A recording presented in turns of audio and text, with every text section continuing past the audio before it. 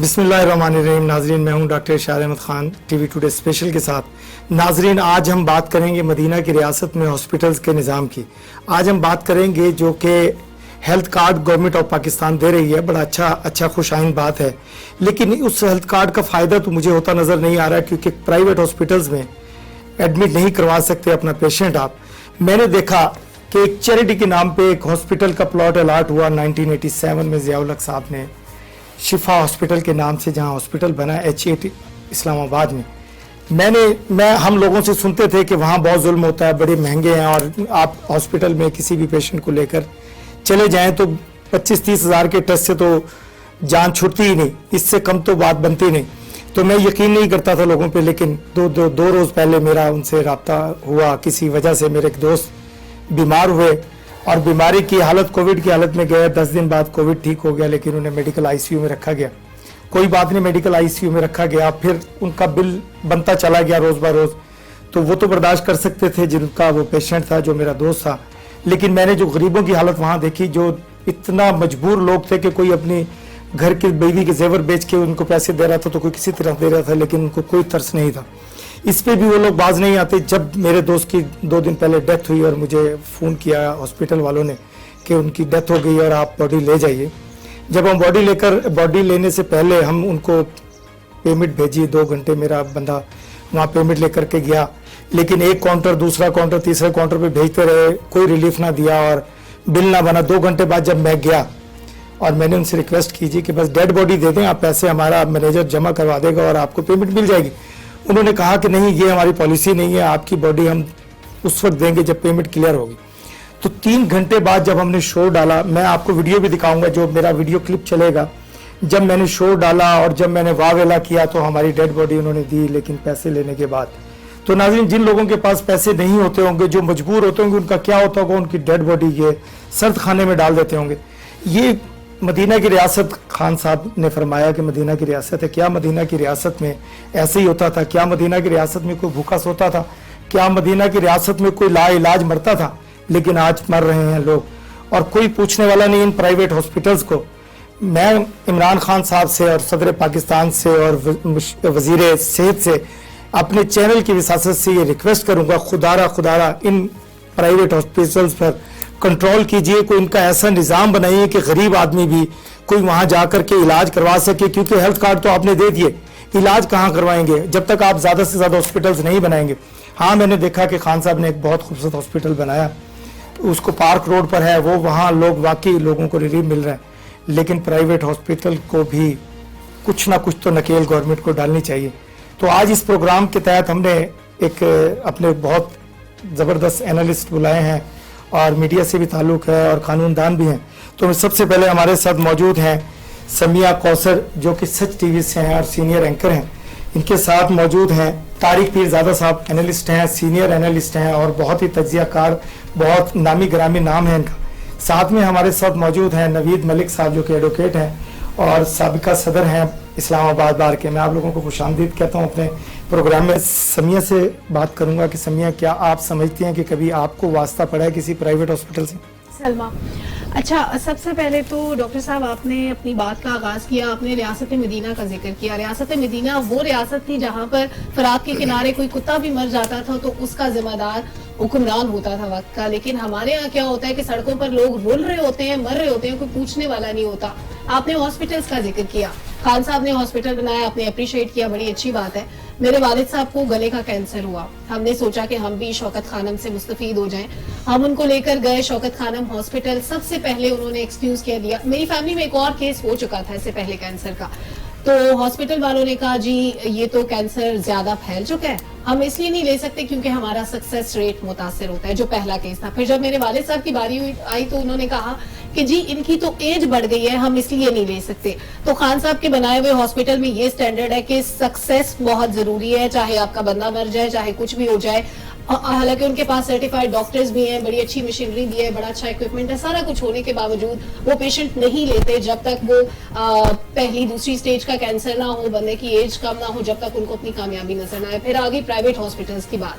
Private hospitals की आपने एक एग्जांपल दी, हजारों एग्जांपल्स ऐसी हैं। आज आपने प्रोग्राम डॉक्टर साहब इसलिए किया क्योंकि आपका अपना कोई प्यारा चला गया, आपका कोई अजीज चला गया, لیکن آپ اٹھا کے دیکھیں کاغذات تو بھری پڑی ہے ہماری ہسٹری، ایسے ہزاروں لوگ، یہ تو ایک شفا کی بات ہو رہی ہے، اسلام آباد کے پرائیویٹ ہاسپٹلس میں کس طرح لوٹا جاتا ہے لوگوں کو، آپ صرف اندر قدم رکھتے ہیں، آپ کو صرف انٹرٹین کرنے کے، آپ کا بلڈ پریشر چیک کرنے کے اچھے خاصے پیسے لے لیتے ہیں، آپ کو 10-20 ہزار کے آرام سے ٹیسٹ، چھوٹے سے چھوٹا ہاسپٹل آپ کو 20 ہزار کے ٹیسٹ آرام سے لکھ کے دے دے گا، 30 ہزار کے ٹیسٹ لکھ کے دے دے گا. اب جس بندے کی تنخواہ 30 ہزار ہے وہ ٹیسٹ کہاں سے کروائے گا؟ پھر گورنمنٹ ہاسپٹلس کی بات آ جاتی ہے، گورنمنٹ ہاسپٹلس میں ایسے کیسز میں نے اپنی آنکھوں سے دیکھے جن کے غلط آپریشن کر دیے گئے، کسی خاتون، کوئی پیرالائز ہوئی پڑی خاتون، کوئی کسی طرح، کوئی کسی، مطلب لوگوں کے ساتھ بہت بہت برے حادثات ہوئے. ملتان کا آپ نے ایک واقعہ دیکھا ہو، یہ ہم ابھی اسلام آباد کی بات کر رہے ہیں جو کیپٹل ہے، یہاں پر یہ حالات ہیں. ملتان کا میں نے ایک واقعہ دیکھا جہاں پہ چوکیدار نے سرجن بن کے آپریٹ کر دیا تھا اور ایک خاتون کو اس نے مار دیا تھا.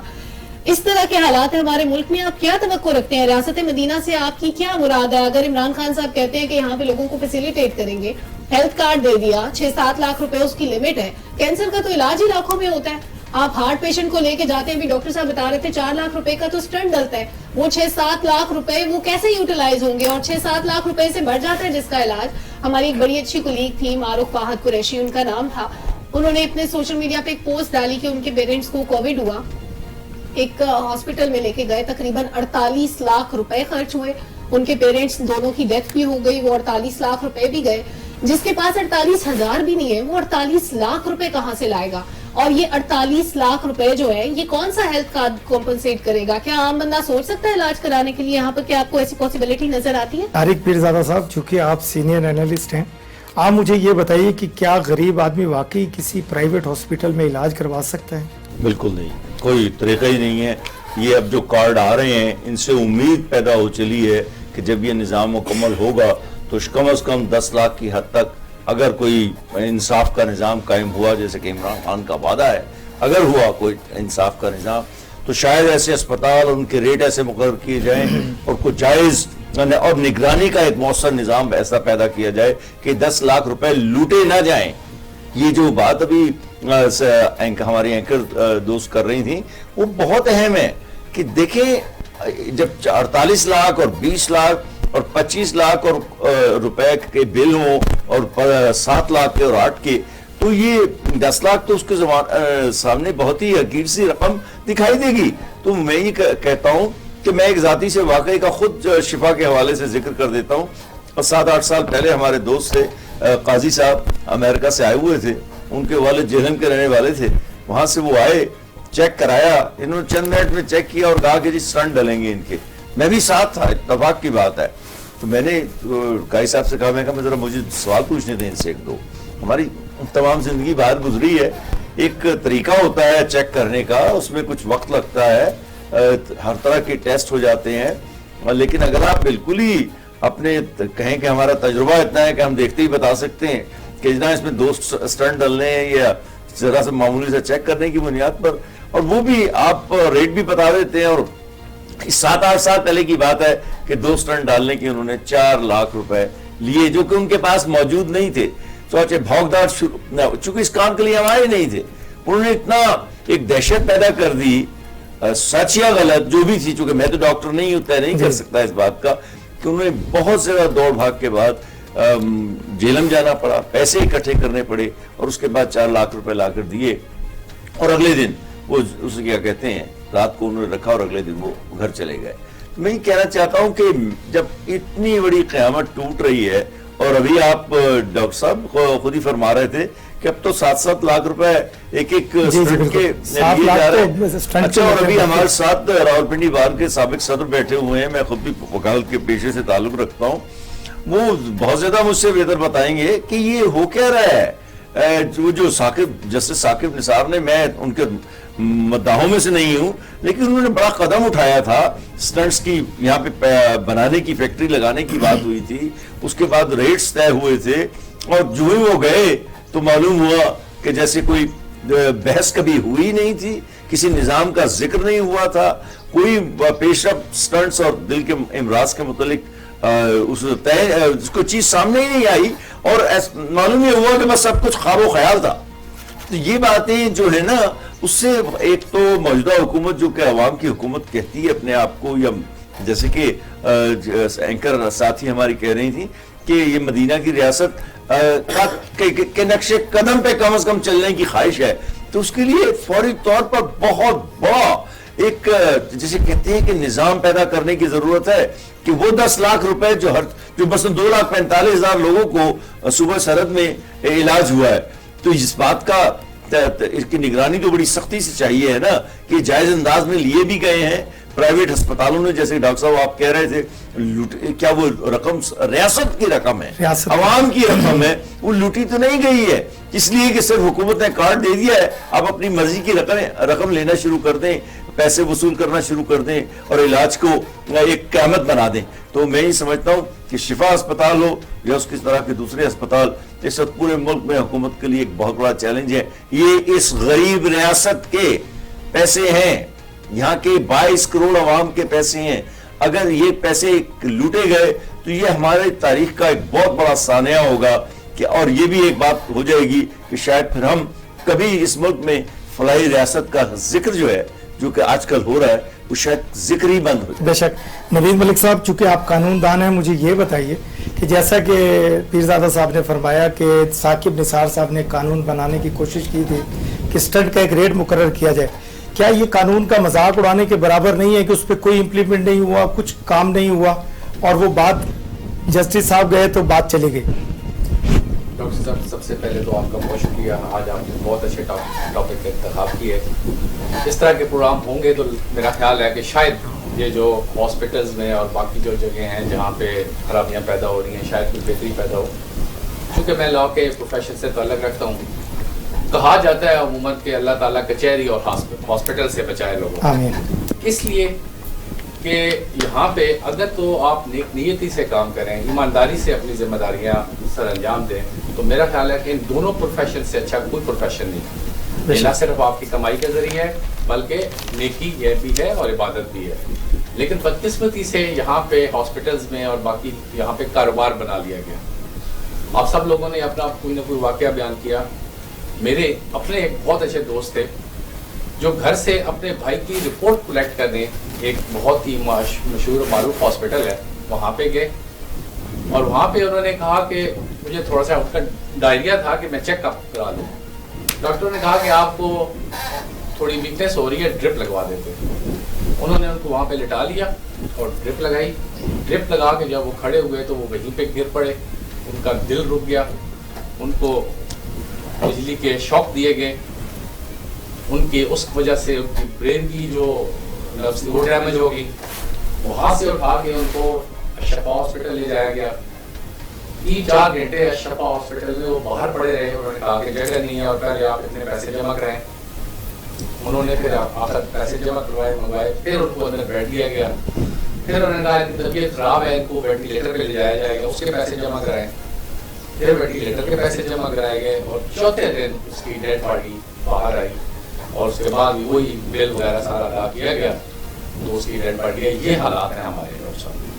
جہاں تک آپ نے کے حوالے سے بات کی تو بالکل آنریبل جسٹس ثاقب نثار صاحب نے بہت اچھے اقدامات کیے تھے کئی اس طرح اپنے اس سے ہٹ کے جیسے سیمنٹ فیکٹری ہیں اس کے حوالے سے انہوں نے بہت اچھے اقدامات کیے تھے ہاسپٹلس کے حوالے سے انہوں نے بہت اچھے اقدامات کیے تھے انہوں نے کہا کہ اس کا ریٹ فکس کیا جائے امیر غریب کے لیے سب چیزیں برابر ہونی چاہیے لیکن انفارچونیٹلی ہمارے ملک میں یہ ہوتا ہے کہ جب ایک کوئی انیشیٹو لینے والا ہوتا ہے وہ جب چلا جاتا ہے تو اس کے جو اچھی چیزیں ہوتی ہیں ان کو پایہ تکمیل تک نہیں پہنچایا جاتا.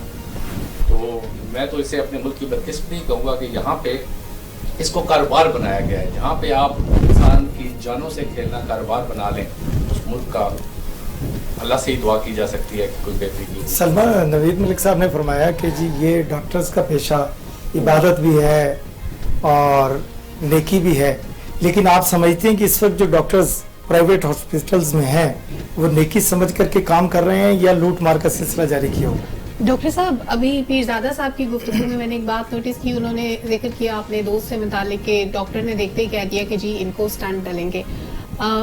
میں نے اپنی آنکھوں سے ایسے ایسے فنکار بھی دیکھے ہیں جو بلڈ سیمپل لیتے ہیں نا ٹیسٹ کے لیے تو وہ بوٹل کو ایسے ایسے کر کے کہتے ہیں جی آپ کا ایچ بی اتنا ہوگا ایسے ایسے فنکار بھی بیٹھے ہوئے.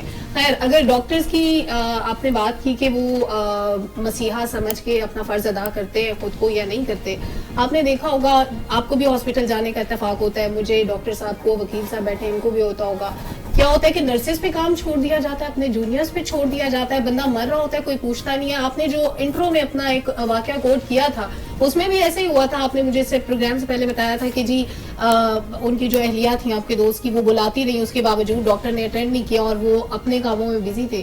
اسی طرح ہوتا ہے کہ ہاسپٹل میں مریض پڑا ہوا ہے, اس کو کیا انجیکشن لگ رہا ہے, اس کو کیا میڈیسن دینی ہے, وہ نرس دیکھ لے گی. ڈاکٹرز نے MBBS کس لیے کیا کہ وہ جسٹ آ کے دن میں ایک دفعہ چیک کر لیں کہ بندہ زندہ ہے, ٹھیک ہے, باقی کا کام نرس دیکھ لے گی. ایک تو سپرویژن کے لیے کوئی نظام ہونا چاہیے, ڈاکٹرز کے اوپر بھی کوئی اتھارٹی ہونی چاہیے کہ ہر وہ موت جس کو طبعی موت کہہ دیا جاتا ہے یا جو کہہ دیا جاتا ہے کہ بندے کو جی فیور تھا, بہت زیادہ تھا اس لیے مر گیا ہے, کہیں اس کو غلط انجیکشن تو نہیں لگا دیا گیا, کہیں جو میڈیسن دی گئی وہ ایکسپائرڈ تو نہیں تھی, وہ غلط تو نہیں تھی. بہت ساری فیملیز تو حسل بسل میں اس وقت ایسا افراتفری کا ماحول ہوتا ہے اگر کوئی مر جاتا ہے کہ وہ لوگ نہیں دیکھ پاتے, نہیں سوچ پاتے. تو سب سے پہلے تو کوئی ایک ایسی اتھارٹی ہونی چاہیے جو ڈاکٹرز کے اوپر چیک رکھے.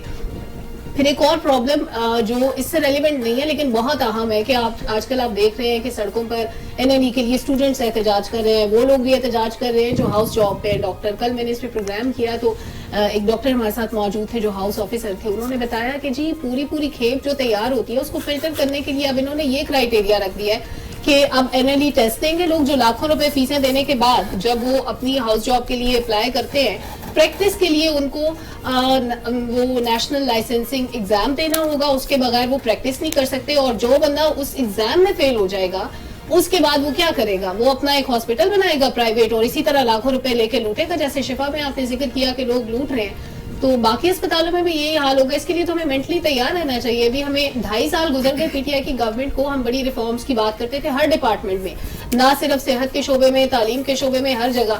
تعلیم کو چلو کووڈ نے ایج دے دیا کہ لوگ گھروں سے پڑھنے کے لیے, اس کے علاوہ کوئی چارہ نہیں تھا کہ اسٹوڈنٹس جو ہے وہ گھر پہ تیاری کریں.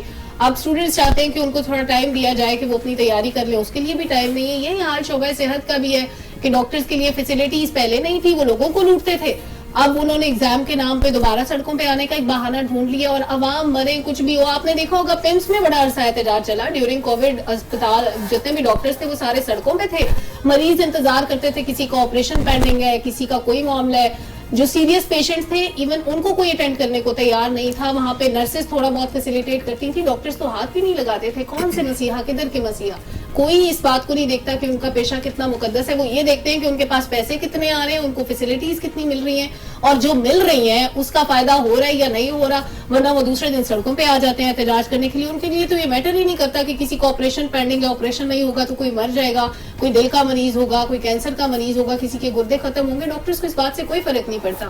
ان کے لیے ہر پیشنٹ ایک سامنے پڑی ہوئی بے جان چیز ہے, جس کو وہ چاہیں گے تو ہاتھ لگائیں گے, نہیں چاہیں گے تو نہیں لگائیں گے. یہ زیادہ صاحب پیشنٹ تو بالکل دیکھتے نہیں ڈاکٹر, جیسے کہ سلمہ نے کہا کہ واقعی میرے دوست کی مسز ان کو ڈاکٹر کو پکارتی رہیں کہ دیکھیں ان کے منہ سے جھاگ نکل رہے ہیں, ان کی حالت خراب ہے, آپ آ کر کے دیکھ لیجئے. لیکن ٹس سے مس نہ ہوئے ڈاکٹر شفا کے, جو کہ ہاسپٹل میں داخل آپ انٹر ہوں تو میرے خیال ہزاروں روپے تو ٹیسٹوں کی مد میں وہ آپ سے لے لیتے ہیں, اور لاکھوں روپے کے جو ہے نا آپ سے اگر 2-4 دن پیشنٹ وہاں داخل ہو جائے ان کے وارڈ میں تو 5-10 لاکھ تو کہیں نہیں گئے. تو جس ہاسپٹل کی یہ حالت ہے, کیا آپ سمجھتے نہیں ہیں کہ اس وقت وزیر اعظم کو اور صدر پاکستان کو نوٹس لینا چاہیے, جو کہ چیریٹی, میں دوبارہ لفظ استعمال کروں گا, جو کہ چیریٹی کے نام پہ ہاسپٹل بنا, آج تک کسی کا فری علاج نہیں ہوا وہاں. تو وزیر اعظم کو اس کا نوٹس لینا چاہیے, اور آپ اس پہ ذرا تھوڑا سا روشنی ڈالیں گے اور ذرا صحیح طریقے سے بتائیں گے کہ کیا ہونا چاہیے. میں ایک بڑے کڑوی قسم کی بات کرنا چاہتا ہوں, اور بہت سے لوگ تو نہیں کریں گے, لیکن میں ہمیشہ چاہے وہ انڈین چینل ہو یا پاکستانی, مجھے تو کرنی ہوتی ہے. دیکھیں میری والدہ کا کو 15 مہینے پہلے انتقال ہوا, وہ دل کی مریض تھی, یہ AFIC میں انہیں لے جایا گیا. یہاں جو سب سے بڑا خوفناک مسئلہ ہے, اور یہ میں پاکستان کے چیف آف آرمی سٹاف کو کی توجہ اس طرف دلانا چاہتا ہوں, کیونکہ ان کے معاملات بہت گمبھیر ہیں, اندرونی دفاع ان کے ہاتھ میں ہے, بیرونی دفاع ان کے ہاتھ میں, اس طرف شاید توجہ نہیں جاتی ہوگی. میں بالکل درخواست کر رہا ہوں اس پروگرام کے ذریعے کہ 3 بجے کے بعد اگر کوئی مریض AFIC میں چلا جائے تو اس کو دیکھنے والا کوئی سینئر ڈاکٹر موجود نہیں ہوتا جب تک کہ اگلے دن کی صبح طلوع نہیں ہو جاتی اور یہ 16-17 گھنٹے کا وقت گزر نہیں جاتا. میری والدہ کے ساتھ اسی طرح ہوا, اور 2 یا 3 دن کے بعد ان کا انتقال ہو گیا وہاں پر. میں نے انہیں کہا, جتنے نوجوان ڈاکٹرز تھے, میں نے کہا یار کوئی سینئر بلا لو, प्राइवेट अगर इस वक्त प्रैक्टिस कर रहे हैं उन्हें बुला लो, हम तो देंगे पैसे, हमें पैसों की मसला नहीं, हमें वालदा की जिंदगी चाहिए। लेकिन वो कह लगे जी इस वक्त डॉक्टर नहीं आ सकता। मैंने कहा इनको जो इस वक्त प्राइवेट प्रैक्टिस कर रहे हैं उनके पास ले जाएं, क्योंकि वो भी उसी बिल्डिंग में ही होते हैं जो प्राइवेट प्रैक्टिस करते हैं। लेकिन वो नहीं ले जाया गया उनको वहां पर। और मैं आपको देनादारी से कहता हूं, और मैं chief of army staff general Bajwa साहब की खिदमत में ये बात पेश करना चाहता हूं। और चूंकि मैं अफवाज पाकिस्तान का जो दिफा कुनंदा हूं इंडियन टेलीविजन पे 10 साल से कर रहा हूं, मुझसे ज्यादा किसी ने इस मुल्क में प्रोग्राम ही नहीं किए हैं वहां पे। और यहाँ पे पाकिस्तान में भी हम करते हैं, जबकि हाजिर रिटायर्ड लोग भी बाज़ मामलात में जरा खामोशी इख्तियार कर लेते हैं। तो मैं उनकी इस संगीन मसले की तरफ तवज्जो दिलाता हूँ। और वो जो बकाया बातें सलमा ने और हमारे साबिक सदर राहुल इस्लामाबाद बार ने कही है और आप कह रहे हैं, देखिए मसला ये है कि मुल्क के अंदर मसाइल बहुत ज्यादा हैं। मैं नहीं कहता कि कोई भी तमाम मसाइल पलक झपकते में हल हो जाएंगे, लेकिन कहीं से तो इब्तिदा करनी है। अब ये 10 लाख के जिसका जिक्र हमने कार्ड का किया है, ये बहुत बड़ा तारीखी इकदाम है।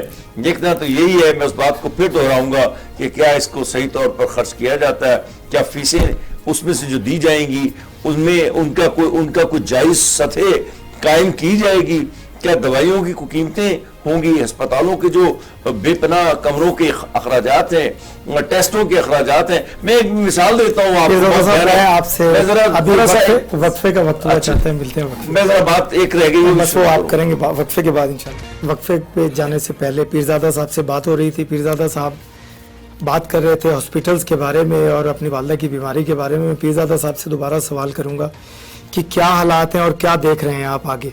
हालात बिल्कुल बहुत मखदूश हैं। और उसकी और भी मिसाल ये है कि मैंने पिछले 12-14 महीने में 3 बार यूनाइटेड स्टेट्स का सफर किया है, मेरा वहां थोड़ा बहुत ताल्लुक भी है। आप ये देखिए, जरा फर्क देखें क्या है कि यहां पर जो ये कतर एयरवेज है और दूसरी एयरलाइंस हैं, इन्होंने 3 जगहों पर अपना मुआहदा कोई किया हुआ है, जायज और नाजायज। वो मुआहदा ये है कि आप हमारी एयरलाइन से तब फ्लाई कर सकते हैं जब आप उसे क्या कहते हैं आईडीसी से, इमरान खान साहब की उस क्या कहते हैं जो शौकत खाना में, और चुगताई लैब, 3 का जिक्र उस फॉर्म पर था जो मैं तकरीबन साल पहले जब टर्किश एयरलाइन से गया, अभी भी और अब भी वही है। और इनकी कीमत जरा सुन लीजिए, 6,200 रुपए आईडीसी इस्लामाबाद डायग्नोस्टिक सेंटर लेता है, 6,200 रुपए। लेकिन जब आप वॉशिंगटन से वापस आते हैं तो यही एयरलाइंस जो हैं वहां पर जरूरत नहीं कर सकती, क्योंकि अगर ये फ्रॉड वहां पर आ जाए कि आपने साजबाज की हुई है, मुआहदे किए हुए हैं, और उसमें से जिसको आम अवामी जुबान में कहते हैं आपको कट मिल रही है, वरना आप क्यों शर्त लगाएंगे, आप NIH का किया हुआ टेस्ट क्यों नहीं कबूल करेंगे? तो ये सारी 5, 6, 8 एयरलाइंस जो हैं ये डाका मार रही हैं और इसका स्टाफ यहां पर इस मामले में शरीक है। जब आप वाशिंगटन से चलते हैं, मुख्तसर बात करता हूं, तो वहां आप हुकूमत के फंड से चलने वाले बेशुमार क्लिनिक हैं, उसके अंदर आप फोन करें या वॉक इन करें, पैदल चाहें, वो आपका उसी वक्त टेस्ट करके देते हैं, उसी दिन आजकल तो दे रहे हैं, और पहले 1-2 दिन लग भी जाते थे, और वो लेकर आप उसी एयरलाइन के जरिए वापस आते हैं, क्योंकि राउंड ट्रिप टिकट होता है ना आपके पास। तो वही एयरलाइन जो पाकिस्तान में कहती है कि हमारी मर्जी की लैब से जाकर अपना टिकट लो और वो टेस्ट कराओ 6,200 का, वहां से आप मुफ्त टेस्ट कराकर उसी एयरलाइन के जरिए वापस आ रहे होते हैं। इससे बड़ा डाका कोई नहीं हो सकता, इससे बड़ा डाका कोई नहीं हो सकता। नवीद मलिक साहब, आप बताइए, आप चूंकि कानूनदान हैं, मुझे ये बताइए कि क्या वाकई ये चंद लैब से ही टेस्ट होना चाहिए या बाकी दूसरी लैब्स को भी इजाजत होनी चाहिए कि कोविड टेस्ट करे और जिसने किसी ने फ्लाई करना है? क्योंकि मैं ये देखता हूँ ये 3 लैब हैं, इनके ऊपर पूरे पाकिस्तान का रश है, तो अगर दूसरी को भी इजाजत मिल जाए और टेस्ट भी आसान हो जाए और टेस्ट की कीमत भी कम हो जाए और गरीब आदमी टेस्ट भी करवा सके जी, और NIH के किए हुए टेस्टों को बिल्कुल तस्लीम किया जाना चाहिए जी, वहां कोई खराबी नहीं है। ये तो बहुत ही नाइंसाफी है कि 2-3 लैब्स को इजाजत दे दी जाए कि आप टेस्ट करें और बाकियों को डिप्राइव कर दिया जाए। तमाम जो मुस्तनद लेबॉरेटरीज हैं यहाँ पे हमारे पाकिस्तान में, उन सबको ये होना चाहिए कि वहाँ पे कोविड टेस्ट हो। اور سب کو یہ نہیں ہے, یہ صرف میں پیزارا صاحب کی بات سے اتفاق کروں گا, یہ ان کا لنک ہوتا ہے, ان کے آگے ہوتے ہیں سارے ٹیسٹ وہاں سے ہوتے ہیں, اور اس کے بعد ان کا شیئر پھر ان کو بہت سارے جو لوگ انوالو ہوتے ہیں ان سب میں جاتا ہے. اب ہم نے یہ ساری خرابیاں تو ہم نے بیان کر لی, اب اس میں ہمیں کرنا کیا چاہیے؟ جیسے میں بھی کہہ رہی تھی کہ کوئی ادارہ ہونا چاہیے, ادارے ہیں قانون کے ادارے ہیں, آپ کو قانون دان ہے, آپ اسے اسی لیے سوال کیا. امپلیمنٹیشن نہیں ہے. اس طرح کے پروگراموں سے لوگوں کو اویئرنیس دی جانی چاہیے. جہاں پہ کسی کے ساتھ کوئی پرابلمس پیش آ گئی, جیسے آپ ہاسپٹلز ہیں, ہاسپٹلز کے تمام چیزوں کو ریگولیٹ کرنے کے لیے PMDC ہے. اگر کسی کو کوئی پرابلم آتی ہے, کوئی شکایت آتی ہے, اسے چاہیے کہ وہ وہاں پہ جا کے ہمارے لوگوں کی بدقسمتی کیا ہے, یا ہم کمپلین نہیں کرتے, ہم برداشت کر کے پھر واپس آ جاتے ہیں. وہ نہیں ہے. منسٹری آف ہیلتھ ہے, سیکٹری ہیلتھ ہے, ان چیزوں کو لے کے ہمیں ایک چیز جہاں پہ ہمیں پتہ چلتا ہے کہ یہ برائی ہے یا خرابی ہو رہی ہے, ہم ہر انڈیویجول اس کو لے کے آگے چلیں, اس کی کمپلینٹ کریں. آپ جس طرح آج آپ نے یہ پروگرام کیا, ایسے ہم دو کام کریں گے تو ہو سکتا ہے اس ملک میں کچھ بہتری. لیکن ملک صاحب آپ مجھے یہ بتائیے, کمپلینٹ کرنے پہ کبھی کسی کو ریلیف ملا؟ سر یہ بھی بات آپ کی ٹھیک ہے, لیکن یہ سوچ کے پھر ہمیں رک نہیں جانا چاہیے, بالکل درست کام نہیں کرنا چاہیے جی. لیکن یہ ہمیں اپنا فرض ادا کرنا چاہیے, ہمیں جا کے کمپلینٹ کرنی چاہیے, کوشش کرنی چاہیے کہ وہاں جس بندے نے کوئی غلط کام کیا اس کو سزا ملے. لیکن اگر ہم یہ سوچ کے ہر بندہ بیٹھ جائے گا کہ ہمارے کرنے سے کچھ نہیں ہوگا, تو پھر تو بد سے بدتر حالات ہوتے جائیں. سلمہ, آپ چونکہ اینکر پرسن ہیں, اور تو آپ مجھے یہ بتائیے کہ آپ کیا دیکھتے ہیں اس وقت ملک میں جو تبدیلی سرکار کے نام پہ بنی, نئے پاکستان کے نام پہ بنی, اور سب کو کسی کو آپ نے ریلیف ملتے دیکھا, اور دوسرا یہ جو اس وقت حالات ہیں کہ عوام سڑکوں پر ہے, کبھی کسی مہنگائی کے چکر میں, کبھی بجلی کے چکر میں, کبھی گیس کے چکر میں, اور کووڈ ویسے پھیلا ہوا ہے, اکٹھے ہونے سے روکتے ہیں. اور میں آج دیکھ رہا تھا کہ ہزاروں کی تعداد میں لوگ جماعت اسلامی کے ساتھ نکلے ہوئے ہیں سڑکوں پر مہنگائی کے خلاف. آپ اس کو کس نظر سے دیکھتی ہیں؟ ڈاکٹر صاحب, ہم بڑے انفارچونیٹ ہیں کچھ معاملات میں. آپ نے جماعت اسلامی کی بات کی, ان کے ساتھ کافی لوگ نکلے تھے. جماعت اسلامی ایک تو پارلیمنٹ میں اس وقت ایگزسٹ نہیں کر رہی, تو ان کی کوئی سے بھی اس طرح نہیں ہے. وہ بیچارے باہر احتجاج کرتے رہتے ہیں, لوگ ان کے ساتھ مل جاتے ہیں, فالوئنگ تو ان کی بہرحال ہے, لیکن اسمبلی کے اندر مؤثر آواز نہ ہونے کی وجہ سے ان کا احتجاج جو ہے وہ اس طرح سے وہ اپنی آواز پہنچا نہیں پاتے. دوسرا, میں ملک صاحب کی بات میں کچھ ایڈ کرنا چاہوں گی کہ انہوں نے ذکر کیا کہ ادارے موجود ہیں, PMDC موجود ہے, it is change into PMC, Pakistan medical council. اب پاکستان میڈیکل کاؤنسل جو ہے اس کی اپنی حیثیت متنازع ہے.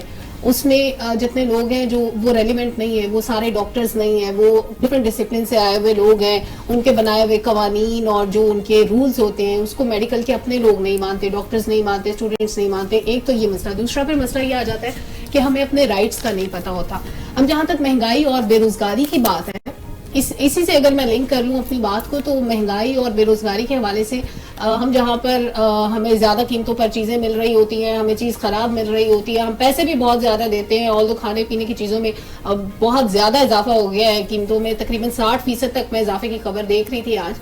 تو جب ہمارے ساتھ یہ والا ہاتھ ہو رہا ہوتا ہے تو ہمیں یہی نہیں پتا ہوتا کہ ہم نے کس عدالت میں جانا ہے, کہاں کا دروازہ کھٹکھٹانا ہے, کس سے بات کرنی ہے. پرائس لسٹیں لگی ہوتی ہیں دکانوں پہ, میجسٹریٹ بہت ریئر ہوتا ہے کئی مہینوں میں ایک دفعہ چیک کر لیں کہ یہ لسٹوں پہ عمل درآمد ہو رہا ہے یا نہیں ہو رہا.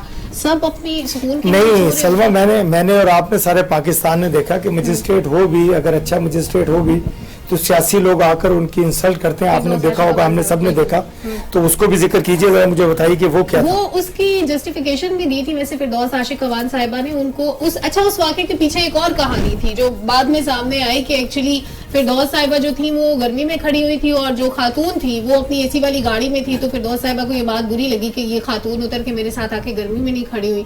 تو وہ اسسٹنٹ کمشنر تھے. ہاں, وہ وجہ یہ نہیں تھی کہ ان کا کام نہ کرنے پہ ڈانٹا اس لیے کہ جب میں گرمی میں کھڑی ہوں تو آپ گرمی میں کیوں نہیں کھڑی, آپ AC میں کیوں نہیں بیٹھی. اصل غصہ ان کو اس بات کا تھا. پیرزادہ صاحب, یہ غصے کی بات ہے کہ جی ایک اسسٹنٹ کمشنر ہے اور وہ اپنی ڈیوٹی پر ہیں, ایک سیاسی آدمی آ کر سرکار میں مداخلت کر دے, عام آدمی, تو اس کو جیل ہو جاتی ہے. جب سیاسی آدمی کرتا ہے اور الٹا ڈانٹ بھی پلا دے تو اس کا کیا حل ہونا چاہیے, کیونکہ آپ وکیل بھی ہیں اور اینالسٹ بھی ہیں. نہیں دیکھیے, ناجائز رویہ تو کسی کے خلاف بھی اپنانا نہیں چاہیے, چاہے وہ سیاستدان ہو, چاہے وہ وکیل ہو, چاہے کوئی بڑا سرکاری عہدیدار ہو, وزیر اعظم ہو. میں اس کی ایک مثال دے دیتا ہوں آپ کو, اس سے زیادہ اچھی یا بری مثال ہو ہی نہیں سکتی. ابھی چند دنوں پہلے فرانس کے وزیر اعظم جو صدر ہیں میکرون, ان کو بالکل ریلنگ کے ساتھ کھڑے ہوئے ایک شخص نے اتنی زور سے تماچا مارا ہے. یہ کوئی خلا میں واقعہ نہیں ہوا ہے, یہ انسانوں کے ہجوم کے درمیان ہوا ہے.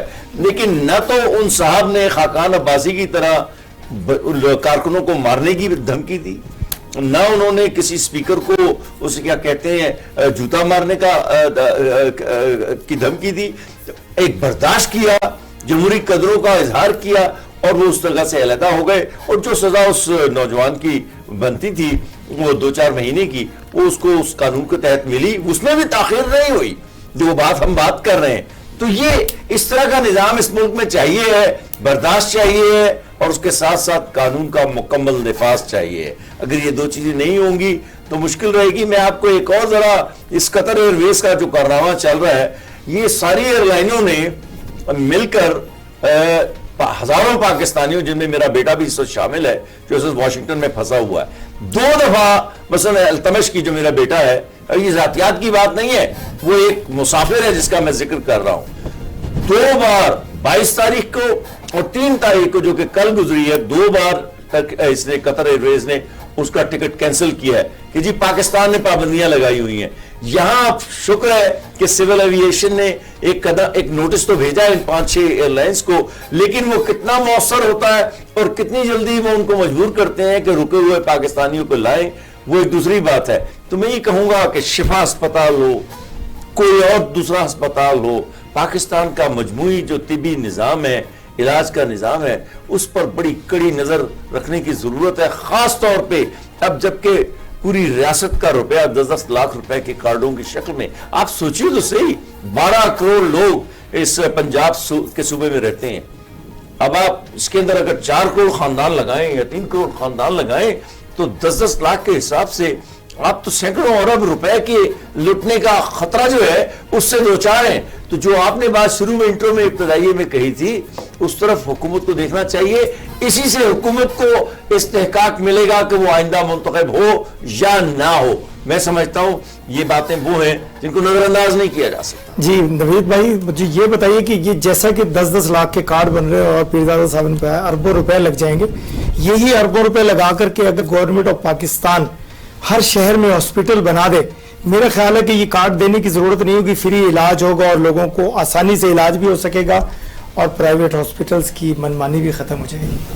ڈاکٹر صاحب آپ کی بات کسی حد تک درست ہے, لیکن ہاسپٹلس تو ہیں, بیسکلی چیز پھر وہی ہے کہ علاج اتنا مہنگا ہے کہ وہ ہر آدمی افورڈ نہیں کر پاتا. غریب آدمی تو سوچ بھی نہیں سکتا کسی اچھے ہاسپٹل میں جانے کے لیے, اور یہی پیسہ آپ بنا دیں گے, کچھ ہاسپٹلس بن جائیں گے, لیکن حالات پھر یہی رہیں گے.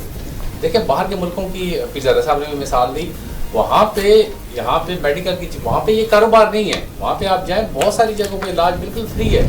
وہ اس طریقے سے آپ کو دیکھتے ہیں جس طریقے سے وہ اپنے بچوں کو, اپنے بھائیوں کو, اپنی بہنوں کو دیکھتے ہیں, اس طریقے سے خیال کرتے ہیں. اور ان کو کوئی یہ لالچ نہیں ہوتی کہ یہ پیشنٹ آیا ہے اور میں نے اس سے کوئی کما لینے ہیں اتنے پیسے. یہاں پہ بھی یہ جو سسٹم ہے, یہ سسٹم جائے گا اسی طرف, لیکن اگر ایمانداری اور دیانتداری سے چلا, اگر یہاں پہ بھی لوٹ مارنا شروع کر دی گئی. دیکھیں 10 لاکھ کا ہیلتھ کارڈ ہے تو اس میں ایٹ لیسٹ آدمی کو یہ ہو جائے گا کہ اس کی حد تک اس کو ریلیف ملے گا کہ چلے میں کسی اچھے ہاسپٹل میں جا کے اپنا علاج کرا سکتا ہوں.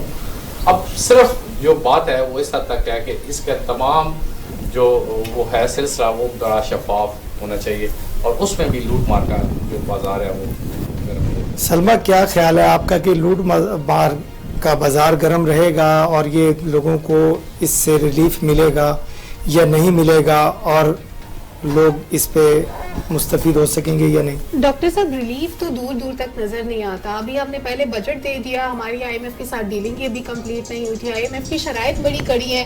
پھر بجلی کے ٹیرف میں اب 300 یونٹ سے اوپر جو استعمال کرے گا اس میں مزید اضافہ ہو گیا. بجلی اتنی مہنگی ہے, اور دیہاتوں میں تو اس وقت یہ صورتحال ہے کہ وہاں پہ 2 گھنٹے کے لیے بجلی آتی ہے, پھر 1 گھنٹہ چلی جاتی ہے, ہر 2 گھنٹے کے بعد بجلی بند ہو جاتی ہے. اس کے علاوہ شہروں میں یہی صورتحال ہے. کراچی جیسے شہر میں لوگ بیچارے بجلی سے محروم ہیں, پوری رات جاگ کے گزارتے ہیں. महंगाई का तूफान देख लें आप, सेहत के शोबे की सूरत हाल, उस पर भी हम बात कर रहे हैं, हमें कहाँ से रिलीफ मिलेगा, कोई उम्मीद नजर नहीं आती। एक उम्मीद तब पैदा हुई थी जब इमरान खान साहब ने बड़े बड़े वादे किए थे, बड़े बड़े दावे किए थे, गवर्नमेंट में आने से पहले उन्होंने बड़े सब्ज बाग दिखाए थे अवाम को, रियासत मदीना होगी, लोगों को सेहत के लिए हेल्थ कार्ड्स मिलेंगे, लोगों को अच्छी तालीम मिलेगी, ऐसा कुछ भी होता हुआ नजर नहीं आया। अभी कल ही डॉक्टर मुराद राज साहब को हमने एक एप्लीकेशन फॉरवर्ड की कि जनाब एक देहाती एरिया में एक स्कूल है जहाँ पर दूर दूर तक कोई स्कूल नहीं है, और जिस स्कूल के लिए हमने दरखास्त की वो दरखास्त ये थी कि बिल्डिंग तो मौजूद है, खुदारा इसके लिए कोई टीचर दे देंगे, तो हमारे हालात है। हम किस रिलीफ की बात करते हैं कि हमने मिनिमम वेज मुकर्रर कर दी कि जी 20-21 रुपए होगी, लेकिन अभी भी 7-7 हजार पे लोग काम कर रहे हैं, 8-8 हजार पे काम कर रहे हैं। मिनिमम वेजेस की सूरत हाल तो पीएम साहब को पता ही नहीं है, उन्होंने तो अपने बजट में कह दिया कि जी 20,000 होगी, 21,000 रुपए होगी। इवन इसमें भी घर नहीं चलता है काम बनने का। अगर आपको 20,000 रुपए दे दिए जाए कि आप घर का किराया, बिजली के बिल, गैस के बिल, खाना पीना सब कर सकते हैं उसमें, तो आम बंदे के लिए तो ये पॉसिबल ही नहीं है। और फिर ये लोग जो छोटे छोटे से लोन्स पे काम करते हैं, छोटी छोटी दुकानों पे काम करते हैं, इन बेचारों के पास तो पैसे ही नहीं होते। ये तो बीमार हो जाए, बुखार के लिए एक पैनाडोल खरीदने के पैसे नहीं होते, ये हालात होते हैं। पूरे दिन में एक वक्त खाना खा के वो कोशिश करते हैं कि बाकी 2 वक्त के पैसे बचा लें और उससे अगले दिन की कोई जरूरत पूरी कर लें। तो हम तो रिलीफ अगले 3-4 साल तक तो एटलीस्ट नहीं देख रहे। अगर नई गवर्नमेंट भी आएगी इसके बाद तो उसको भी हालात को संभालने में या संभलने में मेरा ख्याल है वक्त लगेगा। पीरजादा साहब, मेरा ख्याल जैसे कि सलमा ने कहा कि जी तनख्वाहें बढ़ा दी गई 20,000 और महंगाई 200 गुना बढ़ा देगी, वो कैसे 20,000 में सर्वाइव करेगा। और आइंदा आने वाला मेरा नहीं ख्याल कि जैसे 70 साल में हम अब यहाँ तक पहुँचे थे, इन 3 साल में जितना रिवर्स लगा है, मेरा नहीं ख्याल कि बहुत जल्दी हम संभल सकेंगे। आप क्या कहेंगे इस बात पर? देखिए डॉक्टर साहब, पहले तो मैं सलमा से ज़रा सा इख्तलाफ करूँ कि ये तनख्वाहें बढ़ाई नहीं गई, ये कम से कम तनख्वाह बज़ाहिर उन्होंने मुकर्रर की है, मिनिमम वेज ये मुकर्रर की है। ये किसी और महंगाई 200% बढ़ा दी, वो निज़ाम मौजूद नहीं है जो हर फैक्ट्री में हर जगह जाकर ये देख सके, या जो लोग जो इर्तिकाब कर रहे हैं जुर्म का, इस रकम को न देने का, 20,000 कम से कम न देने का, उनकी गर्दनें पकड़ने का निजाम पड़ताल चाहिए, निगरानी चाहिए। ये जो सिलसिला है यही हुकूमत के करने का होता है, वरना तो रियासतों की जरूरत ही नहीं होती। रियासत का मतलब होता है कि जब कोई एक पूरा निजाम चल रहा है तो उसकी निगरानी का निजाम साथ उसके मौजूद होना चाहिए, स्क्रूटनी का जिसे अंग्रेजी में कहते हैं, पड़ताल का निजाम। चुनाचे मैं ये कहूंगा कि आपने ऐलान तो कर दिया है 21,000 का या 20,000 का, या सिंध में 25,000 का कर दिया उन्होंने। भाई ये तो देखो, इस बात की को कौन तय करेगा कि ये पैसे मिल भी रहे हैं कि नहीं मिल रहे हैं? क्योंकि हाल ये है कि मैं नाम नहीं लेता अदारों का, अदारे को बदनाम भी नहीं मैं करना चाहता, लेकिन इज्तिमाई तौर पर ये बात दुरुस्त है, 16,000 रुपए बड़ी मुश्किल से एक ड्राइवर को पैसे मिलते हैं मुख्तलिफ अदारों में, 12-12 घंटे उनसे काम लिया जाता है। मैंने 10 साल हो गए मुझे सफर करते हुए ऐसी गाड़ियों में, और उनका रोना वहीं का वहीं है। और उसके साथ मसला ये है, अगर वो एहतजाज करें तो उस दरवाजे से सड़क का रास्ता दिखा दिया जाता है। कितनी बेबसी है लोगों की जो जॉब करते हैं। मलिक साहब, मलिक साहब भी इस पे जरूर अपनी राय दें कि जैसे पीरजादा साहब ने कहा कि 12-12 घंटे ये कॉमन प्रैक्टिस है, ये हर प्राइवेट इदारे में हो रहा है कि हर ड्राइवर से 12 घंटे काम लिया जाता है। ये कहाँ का कानून है? कोई पूछने वाला नहीं है। और बिल्कुल ठीक कहा इन्होंने कि जब कोई इख्तलाफ करता है, कहता है कि मैं 8 घंटे से ज्यादा ड्यूटी नहीं करूंगा, जो कि ह्यूमनली पॉसिबल भी नहीं है कि एक बंदा नींद से पागल हो रहा है, उसकी कोई फैमिली लाइफ नहीं है, कुछ नहीं है, आप उसको 12 घंटे के लिए बाउंड कर ले। कानून क्या कहता है सर इस पे? जी नवीद मलिक साहब, कि कितनी बेबसी है उन लोगों की जो 15,000 पे ड्राइवर काम कर रहा होता है और जरा सा बोलता है तो उसको दूसरे दरवाजा दिखाया जाता है। इस पे भी कोई कानून साजी होनी चाहिए, क्योंकि कानूनदान है। ये बदकिस्मती है हमारे मुल्क की, और ये ठीक कह रहे हैं बिल्कुल कि हमारे हर डिपार्टमेंट में कहीं पे भी चले जाएं वहाँ पे ऐसे लोग मौजूद पाए जाएंगे 12 घंटे। तो कई तो ऐसे है कि अगर साहब कहीं जा रहे हैं तो 2-2 दिन 3-3 दिन उनको अपने घर जाना नसीब नहीं होता, वो उनके साथ वो अटैच रहते हैं बिल्कुल ज़ाती मुलाजम की तरह। तो इसमें बदकिस्मती है हमारा। फिर हर महकमे में जहाँ पे जाते हैं वहाँ पे लॉज भी हैं, सारी चीज़ें हैं, लेकिन उसकी इम्प्लीमेंटेशन नहीं है। और बात यही है कि कोई अगर कहता है कि मैं अपना राइट हासिल करने के लिए आगे बढ़ूँ, उसके लिए कोई स्टेप लेता है तो उसको फिर बाहर का रास्ता दिखा दिया जाता है, और वो फिर उसी पे चुप करके बैठ जाता है कि चले ज़िंदगी जिस तरीके से गुजर रही है उसी तरीके से गुजरती रहे। तो सबसे جو ضروری چیز ہے ایسے ہی عوام کو ہمیں اویئرنیس دینی چاہیے، ان لاز کے بارے میں بتانا چاہیے، ان لوگوں کو اس بارے میں بتانا چاہیے کہ جو ان حالات میں پھنسے ہوئے ہیں، کہ اگر آپ ہیں تو اس کے لیے آپ کے لیے یہ ریمیڈیز بھی ہیں، اگر ہمت کریں، حوصلہ کریں، سارے مل کے اٹھیں تو انشاءاللہ تعالیٰ بہتری آئے گی بھی. اور ہمیں تو بڑی امید ہے، پاکستان جو ہے یہ اللہ کے نام پہ بنا ہے اور اس میں انشاءاللہ تعالیٰ بہتری بھی آئے گی اور دکھائیں گی. سلمہ آپ چونکہ پارلیمنٹ پہ پروگرام کرتی ہو تو کیوں آپ ان لوگوں سے ملتی ہیں جب تو ان سے کیوں ریکویسٹ نہیں کرتے ہیں آپ تمام میڈیا کے لوگ، ان میں بھی شامل ہوں، کہ بھائی کچھ قانون سازی کر جاؤ، یہ وقت ہے آپ کے لیے. میرا خیال ہے کہ اب 1 سال ہی رہ گیا اس گورنمنٹ کے پاس، اگلا سال تو الیکشن کا ہے. سر آپ نے دکھتی رگ پہ ہاتھ رکھتی ہے کہ جب ہم پارلیمنٹ میں جاتے ہیں دور سے جب سیشن دیکھتے ہیں تو پہلی بات تو یہ ہوتی ہے کہ جو ہمارے پولیٹیشین حضرات ہیں وہ صحافیوں کے ساتھ گیلری شیلری میں تو ملنا ہی پسند نہیں کرتے. وہ صرف تب آپ کی بات سنتے ہیں جب وہ آپ کے پروگرام میں آتے ہیں یا آپ ان کے چیمبر میں جا کے خصوصاً ان سے ملاقات کرتے ہیں. ایسا پاسبل ہی نہیں ہے کہ آپ ان سے آتے جاتے یا کہیں پہ آپ بات کر لیں گے، کیونکہ ظاہر ہے جو جرنلسٹ کی گیلری ہوتی ہے وہ الگ ہوتی ہے. پھر قانون سازی کی بات آ جاتی ہے، سیاسی مفادات آڑے آ جاتے ہیں. پارلیمنٹ میں ماحولی قانون سازی کا نہیں ہوتا. آپ نے دیکھا ہوگا کہ وہاں پہ رو کے ابھی تک جو قانون سازی ہوئی ہے وہ میرا خیال ہے ابھی کوئی گنے چنے بلز ہوں گے جو ابھی تک پیش ہوئے ہوں گے، ورنہ بجٹ کے بعد سے جو صورتحال ہے وہ تو الحفیظ الامان کے وہاں وہ بھی میرا خیال صدارتی آرڈیننس کے ذریعے ہی ہوئے ہیں. میرا خیال پارلیمنٹ میں تو پھر زیادہ کچھ نہیں ہوا. نہیں، اس سے پہلے ہوتا رہی ہے. تو ابھی بجٹ کے بعد زیادہ صورتحال خراب ہوئی ہے. جب ہمارے جو مین پولیٹیشینز ہیں وہ آتے ہی نہیں ہیں تو کیا صورتحال ہوگی پیر زادہ صاحب؟ جی بالکل، جو سلمہ کہہ رہی ہیں 100% تجربے سے بات ہو رہی ہے. اس میں ان پہ دیکھیے، چاہے MNA ہوں، سینیٹر ہوں، وزراء ہوں، ان لوگوں کے اوپر دباؤ ڈالنے کا اصل میں کوئی طریقہ ہونا چاہیے. بات یہ ہے کہ پاکستان کے لوگوں کو ابھی تک اس شعور کی اس سرحد پر نہیں آئے ہیں کہ الیکشن ہونے کے بعد آپ گھروں میں جا کر نہیں بیٹھ سکتے ہیں.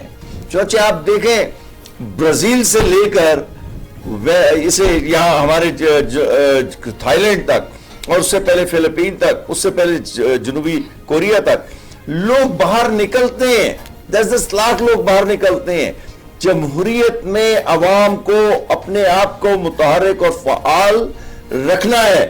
نہیں رکھیں گے تو جمہوریت کسی مارشل لا کا نام نہیں ہے کہ آپ کسی میجر کی دفتر عدالت میں گئے اور درخواست دے دی کہ جناب یہ فلاں شخص نے ہمیں تنگ کیا ہے. اس کی مرضی ہوئی تو اس نے ایکشن لے لیا، مرضی ہوئی تو نہ لے لیا، لیکن وہ بھی غنیمت ہے.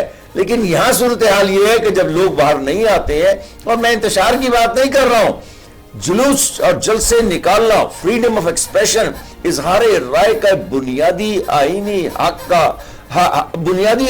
حق ہے جو امریکہ کے آئین سے شروع ہو کر پاکستان کے آئین تک ہر جگہ موجود ہے. اس کو استعمال آپ نے سڑکوں پر احتجاج کی شکل میں کرنا ہے. آپ نے دیکھا کہ سرکاری ملازمین نے 4 دن ہڑتال کی یا 3 دن چوکڑی مار کر بیٹھے رہے اس ریڈ زون میں، اور اس کے بعد 25% کا اضافہ ہو گیا ان کے. میں نہیں کہتا کہ 25% ملنے چاہیے تھے یا نہیں ملنے چاہیے تھے، لیکن سوال یہ ہے احتجاج ہی وہ قوت ہے جمہوریت میں جس کے ذریعے دباؤ پیدا ہوتا ہے. اگر آپ اس دباؤ کی قوت کو استعمال نہیں کریں گے تو یہ سیاستدان، یہ MNA، یہ حکمران، یعنی کوئی بھی حکمران آپ کے مطالبات کی طرف توجہ نہیں دے گا. ہمارے مطالبات کی طرف توجہ. ناظرین، پروگرام کا تھوڑا سا وقت رہ گیا تو میں یہی ریکویسٹ کروں گا اپنے وزیر اعظم صاحب سے اور صاحب اقتدار سے کہ خدا را جو ہم نے یہ پروگرام کیا ہاسپٹلز پہ اور لوگوں کی مجبوریوں پر، تو ضرور توجہ دیجیے گا. اور ہماری اس ریکویسٹ پہ ہم آپ کے آگے ہاتھ جوڑ کر کے غریبوں کے لیے التجا کرتے ہیں کہ خدا را ان پرائیویٹ ہاسپٹلز کو، اسپیشلی شفا ہاسپٹل کی نگرانی کیجئے اور دیکھیے کہ کتنا ظلم ہو رہا ہے لوگوں کے ساتھ، اور اس طرح کے جتنے بھی ہاسپٹلز ہیں ان پہ ان کی نگرانی کیجئے، اور جو چیریٹی کے نام پہ بنے ہیں ان کو مجبور کیجئے کہ وہ لوگوں کا فری علاج کریں. وقت ختم ہوا چاہتے ہیں آپ سے اور اپنے مہمانوں سے اجازت چاہوں گا. اللہ حافظ.